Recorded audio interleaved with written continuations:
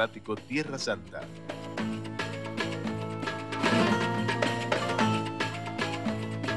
Todo es posible.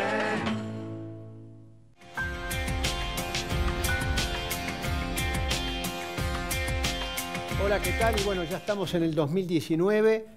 Por fin cerramos el 2018. Evidentemente hemos tenido en el 2018 un año muy negativo. Lo he dicho varias veces, es difícil, creo que no se puede encontrar ni una variable económica, ninguna variable financiera, ni ninguna variable social que haya sido positivo en el 2018. Por eso, bueno, menos mal que se cerró el 2018, pero bueno, están justamente los interrogantes a partir de ahora, ¿qué nos puede deparar el 2019? Teniendo en cuenta la hipoteca que tiene la Argentina, la política económica que está en vigencia y también algo que no podemos dejar de mencionar, porque tiene mucha importancia, el escenario internacional que fue muy adverso en estos últimos meses, golpeó de manera en especial a la Argentina, justamente porque es un país que está totalmente desestructurado, desequilibrado, con fuerte endeudamiento y por eso cerramos el año con un riesgo país arriba de los 800 puntos. Estamos con Marcelo Ramal, es economista, fue legislador en la ciudad de Buenos Aires por el Partido Obrero del Frente de Izquierda y le trasladamos a él esta pregunta. ¿Qué nos puede llegar a deparar el 2018 teniendo en cuenta, bueno, la herencia o la hipoteca que tenemos y el escenario internacional que no luce del todo bien para este 2019? ¿Qué tal, Ismael? Bueno, lo primero que te quiero decir es que se está construyendo un mito, en general sobre el 2019, donde se señala que sería un año relativamente tranquilo o cubierto financieramente por los aportes del FMI y que luego habrá problemas en el pago de deuda del 2020 en adelante. ¿Por qué un mito?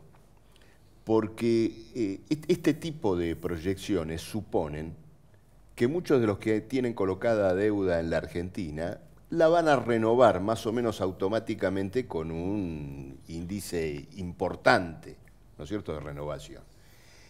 Cuando esos mismos saben que en el 2020 no hay recursos, ¿no es cierto?, para financiarse por parte de la Argentina, la renovación de la deuda del 2019 también está cuestionada. O sea, porque se anticipan. Lógico. Esto explica por qué en un país que en las últimas semanas recibió un nuevo tramo de casi 9.000 millones de dólares del fondo y el swap de China, claro, más el swap de China, es decir, cuando aparece más cubierto en el corto plazo, sin embargo el riesgo país, ¿no es cierto?, se dispara con más intensidad. Entonces, esto tiene que ser desmitificado. El fantasma de la crisis de deuda de ningún punto de vista se ha superado en el año 2019. Luego también hay que señalar que el acuerdo con el fondo está atado a un conjunto de cuestiones vinculadas al presupuesto de 2019, el programa financiero del Estado, que también ha entrado en tela de juicio, incluso por la recesión económica. Ya las últimas informaciones indican que con este nivel de caída de la actividad, difícilmente el gobierno pueda cumplir con los ingresos necesarios. No, porque caería la recaudación. La recaudación, por eso la caída de la recaudación que ya se proyecta es muy importante. Y otro dato que no se ha subrayado mucho es lo siguiente. Como el gobierno del 2018 empezó a reducir las contribuciones patronales. Correcto. Y en el 2019 prácticamente se triplicó el valor de la reducción, el mínimo no imponible sobre el cual no se pagan cargas empresarias, los ingresos del ANSES están siendo disminuidos de manera muy fuerte y se va a acentuar en el 2019. Totalmente, claro. Acá aparece una contradicción entre un gobierno que hizo de uno de sus pilares el subsidio al gran capital y ahora necesita dinero, incluso del capital, para cumplir con el elevado endeudamiento. Otro aspecto de esta contradicción es toda la crisis petrolera y energética. ¿Por qué? Porque ocurre lo siguiente, es muy claro que en estos años el llamado boom de vaca muerta se sostuvo con una corriente muy fuerte de subsidios, que a diferencia del gobierno anterior no eran sostenidos primordialmente con el presupuesto general, sino con tarifazos. Ahora, ocurre lo siguiente, esos subsidios fueron pulverizados por la devaluación, allí donde se le aseguraron a las petroleras tarifas dolarizadas, y entonces ahora viene la puja, porque está el tarifazo, ese tarifazo las petroleras quieren que le cubran sus tarifas dolarizadas, y el Fondo Monetario dice, no, pará. ¿Por eso renunció Iguacel? Exactamente, exactamente. Iguacel es un hombre de las petroleras, defendía que esa corriente de subsidios siga sosteniendo la explotación gasífera no convencional, pero viene el tironeo del FMI. Entonces, esta es una crisis muy aguda. Un gobierno que se montó en un régimen de subsidios a grupos capitalistas, ahora tiene que recoger la bolsa y cumplir con el Fondo Monetario. Entonces, indudablemente que el escenario del 2019 es un escenario de ahora crisis una pregunta, económica. ¿qué va a pasar? Porque mucha gente nos pregunta, bueno, ¿qué va a pasar por el salario? Porque salario y jubilaciones quedaron pulverizados en el 2018, una caída realmente impresionante, 15%, 20% de caída del salario real o de las jubilaciones. Y muchos dicen, bueno, en el 2019 esto se puede llegar a recuperar. Uno cuando mira ya estos aumentos que estamos teniendo en los servicios públicos, el aumento de las prepagas, el aumento de los impuestos ABL, bueno, todos los impuestos municipales y provinciales, uno dice, ¿será así? Bueno, a ver, ocurre lo siguiente, ya con estos tarifazos, los más austeros anticipan una inflación del 30% para el 2019, cuando la pauta salarial 23. Fue establecida en el 23, ¿no es cierto? Es decir, que de movida ya tenemos con estos tarifazos una nueva caída del orden del 7% en el salario. Ahora, esto va a reforzar la presión a una respuesta del movimiento obrero, indudablemente. En este sentido, ahora, no pregunta, ingresamos a un 2019 tranquilo. Claro, pero hay muchos que dicen lo siguiente, como hay elecciones, generalmente en elecciones el gobierno cuida una cosa. Primero, trata de que el dólar no se dispare, y muchos ya están cuestionando diciendo, ojo, que no vuelva a atrasar el valor del dólar porque nos puede llegar a pasar lo mismo que antes con la bicicleta financiera que genera el hecho de que haya un dólar atrasado. Y segundo lugar, de que el propio gobierno estaría interesado que haya una mejora en las jubilaciones y mejora en los sueldos para mejorar la performance electoral del oficialismo.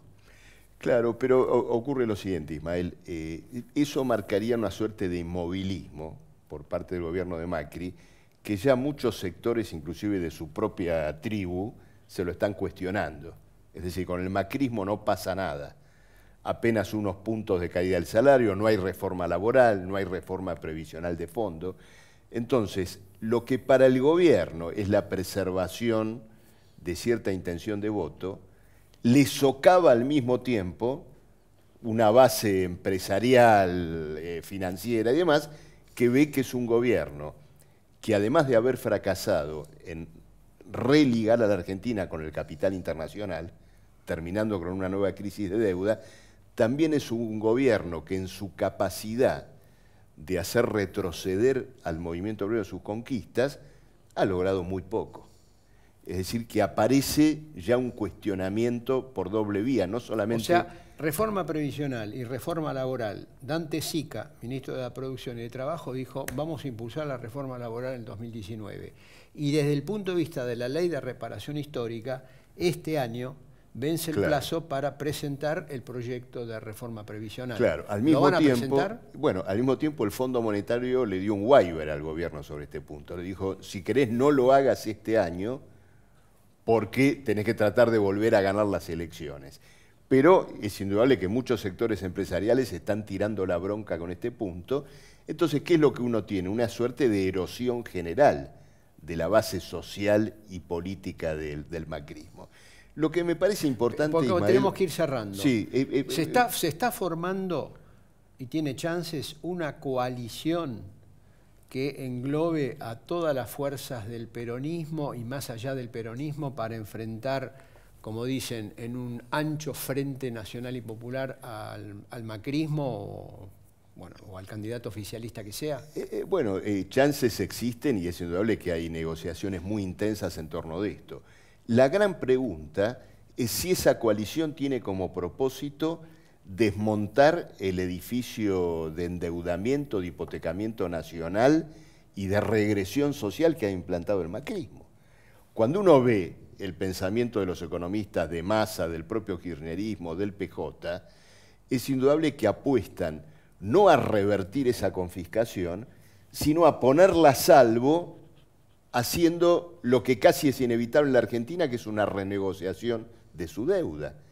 Pero ¿qué condiciones le serán impuestas a la Argentina para esa renegociación? Bueno, pero para eso van a tener que llegar a un acuerdo con el fondo, porque Sin uno duda, de los grandes acreedores sin duda. hoy de la Argentina es el Fondo Por Monetario eso Axel Internacional. Kicillof, en una revista financiera muy conocida, señaló que ese es uno de los grandes objetivos si el kirchnerismo lograra, ¿no es cierto?, volver al poder. Esto realza la importancia de una alternativa política independiente a todo este proceso que de una u otra vía busca mantener un cuadro de hipotecamiento nacional. Y el Frente Izquierda se va a empeñar fuertemente en desarrollarla y construirla. Marcelo Ramal, gracias por Muchas este gracias. diálogo. Bueno, estas son las perspectivas desde el punto de vista del Frente de Izquierda del Partido Obrero, expuesto aquí por Marcelo Ramal. Nos reencontramos la semana próxima, bueno, con nuevos entrevistados planteando justamente qué perspectiva tiene la Argentina para el 2019, teniendo en cuenta este balance tan pero tan negativo que hemos dejado atrás que tiene que ver con el 2018. Muchas gracias.